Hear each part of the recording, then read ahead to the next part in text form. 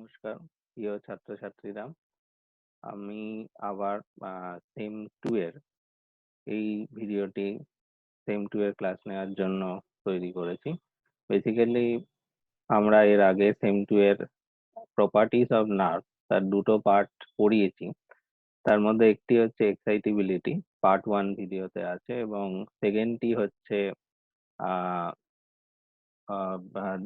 হচ্ছে কন্ডাক্টিভিটি এবং all and none ল। এই দুটি মেজর প্রপার্টিজ আমরা এখান থেকে পড়িয়েছি।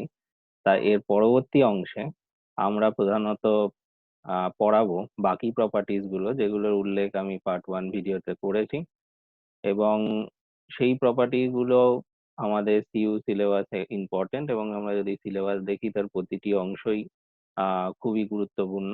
এবং এগুলি ছোট ছোট প্রপার্টি, তা সত্ত্বেও এদের গুরুত্ব অনস্বীকার্য। এবং এগুলি কিছু কিছু অংশ আবার নিট অ্যাসপিরেন্ট, যারা যারা নিট পরীক্ষা দেবে তাদের পক্ষেও গুরুত্বপূর্ণ। তো এসো আমরা শুরু করি পরের প্রপার্টিজ গুলি। তার মধ্যে প্রথম প্রপার্টিজ হচ্ছে summation properties, all and none law এর পরবর্তী প্রপার্টিজ। এটিকে বলছে সামেশন। এই সামেশন কথাটির মানে হচ্ছে কোনো কিছুকে সামেট করা বা যোগ করা। তা এই সামেশন হচ্ছে কতগুলো ইম্পালস, তা সেই ইম্পালসটিকে যোগ করার ফলে যেটি হয় সেটিকে আমরা বেসিক্যালি সামেশন বলি। তা সামেশন প্রপার্টিজটা আমরা যদি দেখি, সেখানে আমরা দেখতে পাবো যে বিভিন্ন নার্ভের এবং মাসেলের দু ধরনের সামেশন প্রপার্টি আছে। সামেশন মানে যোগ করা। এবার বিভিন্ন স্টিমুলাস আছে, কিছু স্টিমুলাস হচ্ছে এক্সাইটেবল এবং কিছু স্টিমুলাস হচ্ছে ইনহিবিটরি। এই দুটি স্টিমুলাসের এফেক্টের ফলে সামেট করে যে এফেক্ট হয় সেটা ইনহিবিটরি হতে পারে বা এক্সাইটেটরি হতে পারে, সেটাকে বলে সামেশন। এবং সেই স্টিমুলাসটি কিরকম হবে সেটার উপর ডিপেন্ড করে সামেশন প্রধানত দুটি ধরনের। একটিকে বলে হচ্ছে স্পেশিয়াল সামেশন, আর একটিকে বলে হচ্ছে টেম্পোরাল সামেশন। এবং বেসিক্যালি এক্সাইটেটরি বা ইনহিবিটরি সিগন্যাল যদি মাল্টিপল সাইমালটেনিয়াস ইনপুটের ফলে জেনারেট করে, তখন সেটিকে বলে স্পেশিয়াল সামেশন। সাইমালটেনিয়াস মানে হচ্ছে একই সাথে স্টিমুলাস গুলো দেওয়া হয়, সেটা এক্সাইটেবল স্টিমুলাস হতে পারে, ইনহিবিটরি হতে পারে, আবার দুটি একই সাথে দিতে পারে, এক্সাইটেবল বা ইনহিবিটরি। আবার সেই এক্সাইটেটরি অ্যান্ড ইনহিবিটরি সিগন্যাল গুলি যদি রিপিটেড বা পর্যানুক্রমিক ভাবে দেওয়া হয়, তখন সেটিকে বলে temporal summation. So, depending on the sum total of many individual inputs, summation may or may not reach the threshold or trigger the action potential। অর্থাৎ কিছু সামেশন যে সবসময় অ্যাকশন পোটেনশিয়াল ট্রিগার করবে সেরকম না, আবার অনেক সময় থ্রেশহোল্ড লেভেলে পৌঁছাতেও পারে না, সেটি গ্রেডেড পোর্শনেও থেকে যায়। এটা ডিপেন্ড করে the sum total of the individual input of the stimulus. আমরা দেখে নিই, প্রথমটি হচ্ছে স্পেশিয়াল সামেশন। সেটা কি? What are the definition? It is the initiation of an action potential for several simultaneous subthreshold graded potential originating from the different location is known as spatial summation। আমরা এখানে দুটি ছবি দেখতে পাচ্ছি। সেই ছবিতে দেখতে পাচ্ছি যে এই যে স্টিমুলাস গুলো, সেই স্টিমুলাস গুলো সবকটাই এক্সাইটেটরি নিউরন দিয়ে হয়েছে, এবং প্রত্যেকটাই সাব থ্রেশহোল্ড স্টিমুলাস। এবং সেই স্টিমুলাস গুলো একসাথে হয়ে যদি সেটি ট্রিগার জোনে গিয়ে এক্সাইটেটরি ইনপুটকে ট্রিগার করতে পারে এবং থ্রেশহোল্ড স্টিমুলাস জেনারেট করে, তখন সেটি অ্যাকশন পোটেনশিয়াল হয়। কিন্তু সবকটি সাব থ্রেশহোল্ড স্টিমুলাস সামেট করে যদি সেটা ট্রিগার এফেক্টটাকে ক্রস করতে পারে, তখন সেটি অ্যাকশন পোটেনশিয়াল জেনারেট করতে পারে। তো এখানে সবই এক্সাইটেটরি স্টিমুলাস। কিন্তু পরবর্তীকালে আমরা দেখছি পরের ছবিতে, সেখানে দুটি এক্সাইটেটরি স্টিমুলাস এবং একটি ইনহিবিটরি স্টিমুলাস, এই মাল্টিপল স্টিমুলাসের সামেট করে সেটি ট্রিগার অ্যাকশন পোটেনশিয়ালকে ট্রিগার করার ক্ষমতা রাখছে না। অর্থাৎ দুটো এক্সাইটেটরি স্টিমুলাসের এফেক্ট কমিয়ে দিচ্ছে একটি ইনহিবিটরি স্টিমুলাস, এবং সেক্ষেত্রে সেটা সিগন্যাল জেনারেট করে। Therefore spatial summation may not generate the signal or electrical impulse like action potential। আবার কিছু কিছু ক্ষেত্রে তারা সিগন্যালকে জেনারেট করতে পারে। এবার যদি আমরা দেখি টেম্পোরাল সামেশন, সেখানে আমরা দেখবো যে গ্রেডেড পোটেনশিয়ালটা পর্যায়ক্রমিকভাবে ওভারল্যাপিং টাইমে যদি দেয়া হয়, তখন সেটি একটা সময় অ্যাকশন পোটেনশিয়াল জেনারেট করতে পারে, আবার অনেক সময় নাও পারতে পারে। এখানে আমরা দেখতে পাচ্ছি এক্স অ্যান্ড এক্স1 দুটি টাইম, তার ডিউরেশন অনেক বেশি বলে সেখানে গ্রেডেড স্টিমুলেশনটা, সাবথ্রেশোল্ড স্টিমুলেশনটা graded action potential, graded potential generate করেছে, কিন্তু কখনই থ্রেশোল্ড লেভেলটা ক্রস করতে পারেনি। এবার সেই একই স্টিমুলাস যদি টাইম ডিউরেশনটা কমিয়ে একটা নির্দিষ্ট সময় অন্তর দেওয়া হয়, তখন দেখা যায় A1 and A2 একটি থ্রেশোল্ড ভোল্টেজটাকে ক্রস করার পরে সেটি অ্যাকশন পোটেনশিয়াল জেনারেট করতে পারছে। So it is dependent on the duration of the time. Stimulation intensity একই আছে, কিন্তু টাইম ডিউরেশনটা কমিয়ে দেওয়ার ফলে এটি সামেট করে অ্যাকশন পোটেনশিয়াল জেনারেট করতে পারছে। So therefore there are two types of summation. One is called temporal summation, another is called spatial summation. Major difference টা কি, একটি সাইমালটেনিয়াসলি দেওয়া হয়, একটি রিপিটেডলি দেওয়া হয়, এবং রিপিটেডলি একটা নির্দিষ্ট টাইম ডিউরেশন। এবার স্পেশিয়াল টেম্পোরাল দুটোতেই এক্সাইটেটরি ইনহিবিটরি তে এক্সাইটেশন হতে পারে। আসছি আমরা পরের প্রপার্টিতে। This is call neural accommodation. Accommodation মানে কোনো কিছুর সাথে অ্যাকোমোডেট করে নেওয়া বা মানিয়ে নেওয়া, এবং সেই নিউরাল অ্যাকোমোডেশনের মেজর ঘটনাটি হলো যে একটি স্টিমুলেশন, সেটি থ্রেশহোল্ড স্টিমুলেশন। আমরা জানি threshold stimulation action potential generate করতে পারে, কিন্তু থ্রেশহোল্ড স্টিমুলেশন যদি অনেকক্ষণ ধরে একটি নির্দিষ্ট সময় অন্তর বারবার দেয়া হয়, তখন নার্ভ সেই স্টিমুলেশনের সাথে অ্যাকোমোডেট করে অনেক সময় অ্যাকশন পোটেনশিয়াল বা ট্রিগারিং ইন্টেন্সিটি জেনারেট করেন, এবং নার্ভের ইলেকট্রিক্যাল ইম্পালসটা ক্যারি ফরওয়ার্ড হয় না বা তৈরি হয় না, এবং সেটি ক্যারি ফরওয়ার্ডও হয়। So this type of property of the nerve, it is called the neural accommodation. তা এই নিউরাল অ্যাকোমোডেশনটি যদি একটি সময়, একটি সিঙ্গেল ইন্টেন্সিটি, একটি কম সময় একটা ডিউরেশনে যদি দেওয়া হয়, সেটি অবশ্যই ইলেকট্রিক্যাল ইম্পালস জেনারেট করবে, কিন্তু সেটি যদি অনেক সময় ধরে দেওয়া হয় তখন নার্ভ এক্ষেত্রে অ্যাকোমোডেট করে রাখে। আমি যদি একটি এক্সপেরিমেন্ট দিয়ে দেখি, এখানে একটি দু ধরনের স্টিমুলেশন আছে। একটি হচ্ছে, এটিকে বলে স্কোয়ার পালস স্টিমুলেশন।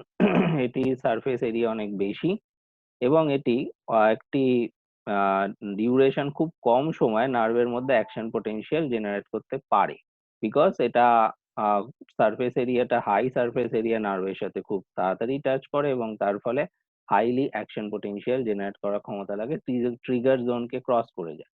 বাট যদি আমি আরেকটি দেখি, আরেকটি স্টিমুলেশন, সেখানে আমরা দেখতে পাবো এটিকে বলে হচ্ছে শর্ট টু স্টিমুলেশন, টুটের মতো, এবং সেখানে একটি সিঙ্গেল পয়েন্ট নার্ভের সাথে অ্যাটাচ করে। তার সারফেস এরিয়া কম হয়, সেটির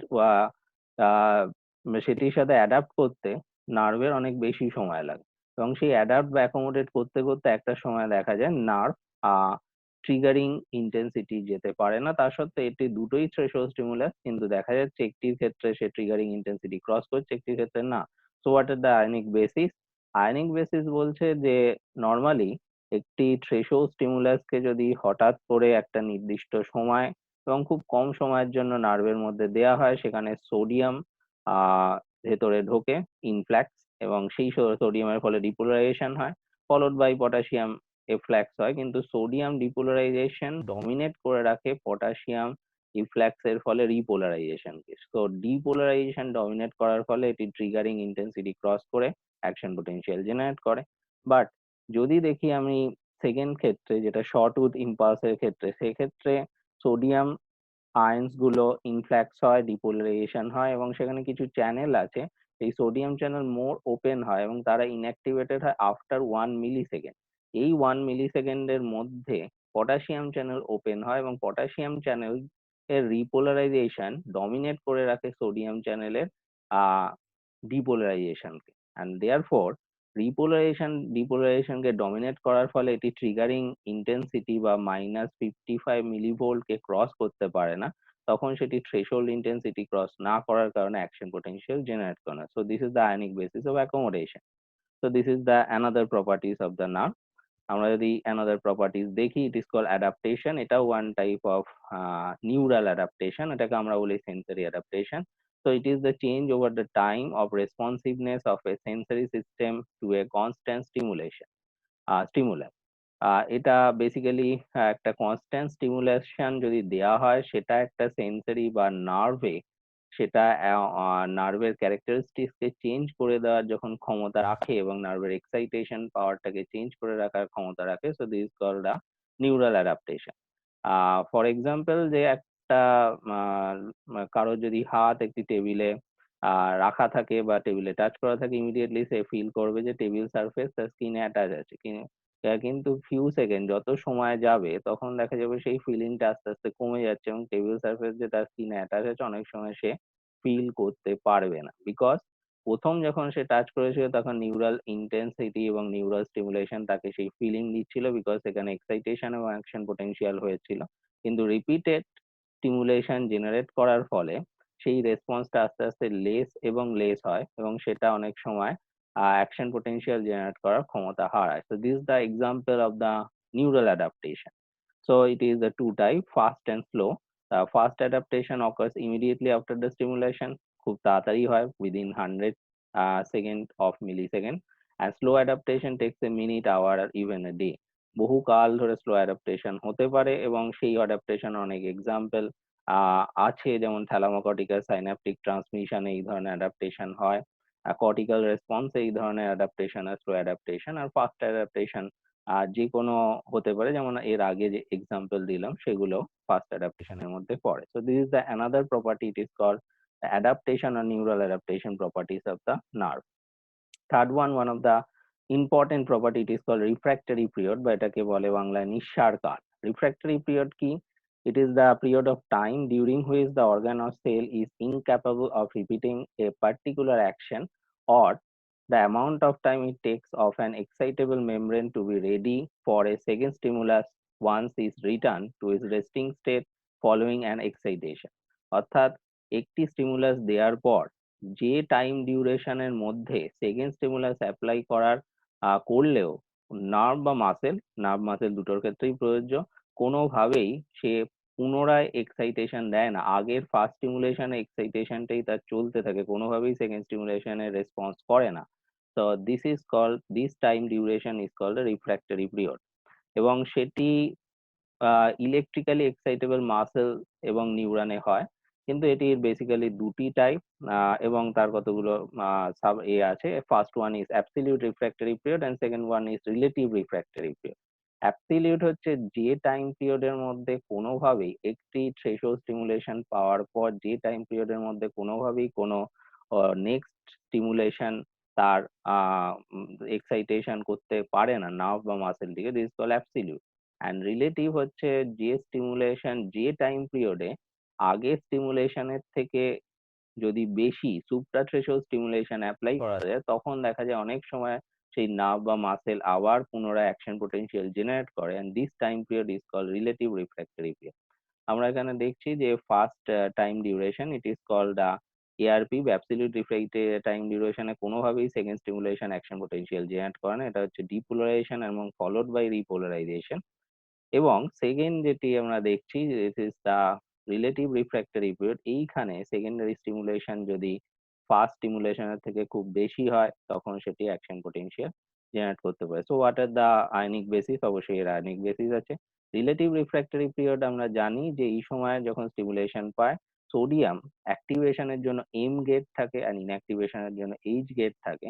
সোডিয়াম যখন ডিপোলারাইজেশন হয় তখন সোডিয়াম এন্ট্রি হয়, এম গেট অ্যাক্টিভ হয়, এবং রিপোলারাইজেশনের সময় এইচ গেট অ্যাক্টিভ হয় এবং আস্তে আস্তে এইচ গেট গুলো বন্ধ হয়ে যায় এবং তার ফলে আস্তে আস্তে রিপোলারাইজেশনে পটাশিয়াম বেরোতে শুরু করে।